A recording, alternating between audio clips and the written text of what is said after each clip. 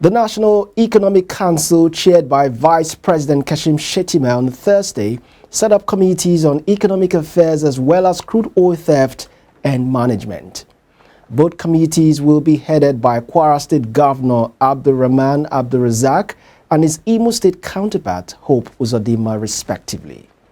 This decision was contained in a statement signed by the Senior Special Assistant to the Vice President on Media and Communication, Stanley Nkwocha, on Thursday. These followed deliberations on critical economic matters and assessments of potential short-term, medium and long-term strategies for addressing pressing economic issues at the 138th meeting of NEC, which held virtually. Meanwhile, the Vice President charged members of the Council to shelve the idea of vacation in the Yuletide and proceed with governance matters to ease the burden of Nigerians. The House of Representatives is set to wade into the frequent clashes between officers and men of the Nigerian Navy and private security firms protecting oil and gas facilities in the Niger Delta region.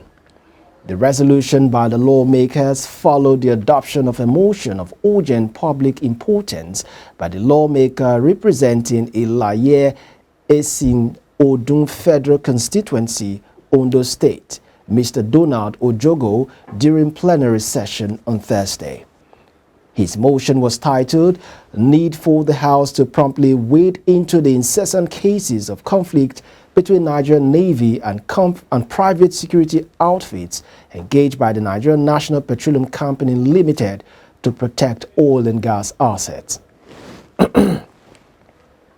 Ojoko noted that the Nigerian Navy, as a statutory national security agency, an arm of the three armed forces of the country, had the mandate to protect Nigeria's national asset, including the nation's oil and gas infrastructure across the water belts of the country, covering inland, onshore and offshore waters. He, however, expressed concern about recent clashes between the Navy and some private security outfits engaged by the government to protect oil facilities. Following the adoption of the motion, the Deputy Speaker of the House of Representatives, Benjamin Kalu, on behalf of his colleagues, mandated the House Special Committee on Oil Theft in the Niger Delta to investigate the causes of the endless rivalry and conflict of operational responsibilities between the Nigerian Navy and concerned private security firms. The federal government on Thursday announced the mechanical completion of rehabilitation work on Area 5 plant of the Harcourt Refinery company in Rivers State. It said the first phase of the plant had been completed as the facility would start refining 60,000 barrels of crude oil after the Christmas break. About 170 liters of refined petroleum product can be obtained from a barrel of crude oil. This implies that the 60,000 barrels per day production from the Port Harcourt Refinery can provide an estimated 10.2 million liters of premium motor spirit, popularly called petrol, and other refined products. The Nigerian National Petroleum Company Limited, which is the manager of the refinery, revealed that the second phase of the facility would be completed in the fourth quarter of 2024 and would lead to the refining of 150,000 barrel per day crude by the facility. This came as the government also stated that the importation of liquefied petroleum gas, popularly called cooking gas, would reduce after Christmas break as the refineries start pumping out refined products. The National President of Nigeria Association of Liquefied Petroleum Gas Marketers, Oladapo Olubosun, has berated a Nigerian Customs Service for its alleged reluctance to implement the presidential directive on zero import duties on gas items as well as imported liquefied petroleum gas, among others. Olatubosun, who hailed President Bola Ahmed Tinubu for giving the directive about 3 weeks ago in order to crash the rising price of LPG, however, said that it appeared the agency of government, particularly the Nigerian Customs Service, that was central to implementing the very timely intervention of the government had allegedly refused to budge.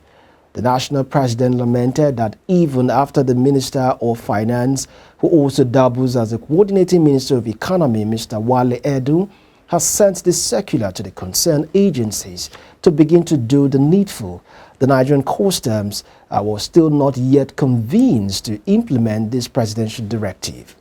According to him, many of their members whose imported items are in the ports have continued to incur demurrage, which will also be transferred to the end users at the end of the day, meaning that the consumers of LPG will pay more, whereas the intention of dragging down the price would be defeated. The former Central Bank of Nigeria Governor Godwin Emefiele illegally lodged billions of naira into no fewer than 593 bank accounts in the United States, United Kingdom, and China without the approval of the Apex Bank's Board of Directors and the CBN Investment Committee. The special investigator on CBN and regulated entities, Jim Obaze, found that the ex-CBN governor lodged 543,482,213 pounds in fixed deposits in UK banks alone without authorization. Meanwhile, Obaze submitted his final report tagged Report of the Special Investigation on CBN and Related Entities, Chargeable Offences to President Bola Tinubu on Wednesday. The report partly said that the former governor of CBN, Godwin Emefiele, invested Nigeria's money without authorization in 593 foreign bank accounts in the United States, China, and United Kingdom while he was in charge. Emefiele, who is currently in Kuje Custodian Center, is being prosecuted for 1.2 billion naira procurement fraud. He has not been able to perfect the 300 million naira bail granted him by a High Court of the Federal Capital Territory on November 22.